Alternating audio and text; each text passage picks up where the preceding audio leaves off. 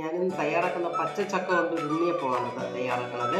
അതിലേക്ക് വേണ്ടി ഞാൻ ഒരു 10 ചക്കച്ചുള എടുത്തിട്ടുണ്ട്.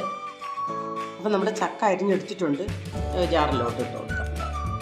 നമ്മൾ എടുത്ത് വെച്ചിട്ട് 1 കപ്പ് തേങ്ങയുണ്ട്. ആ തേങ്ങയും കൂടെ 1/2 സ്പൂണ് ബേക്കിംഗ് പൗഡറും കൂടെ ഇട്ട് കൊടുക്കാം.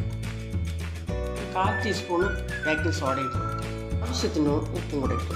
ആവശ്യത്തിന് വെള്ളമൊഴിച്ച് അരയ്ക്കാം. പക്ഷേ ഇത് ഞാൻ ഇപ്പോൾ 1 കപ്പേ ഒഴിക്കുന്നുള്ളൂ. വേണമെങ്കിൽ ഒഴിച്ചു കൊടുക്കാം. 1 കപ്പ് റവയും കൂടെ ഞാൻ ഇട്ട് കൊടുക്കുകയാണ്. 1 പഴം ഇട്ട് കൊടുക്കുകയാണ്. വെള്ളം കൂടെ ഒഴിച്ച് അരച്ചെടുത്തിട്ടുണ്ട്. 1/2 ടീസ്പൂണ് ഏലക്കപ്പൊടി ഇട്ട് കൊടുത്ത് 1.5 മണിക്കൂർ ഇത് വെയിറ്റ് ചെയ്യാൻ വയ്ക്കണം. പൊങ്ങി വന്നിട്ടുണ്ട്. കുറച്ച് തേങ്ങാക്കൊത്ത് അരിഞ്ഞെടുത്തിട്ടുണ്ട്. 1 ടേബിൾ സ്പൂൺ നെയ്യ് ഒഴിച്ചു. അതിലോട്ട്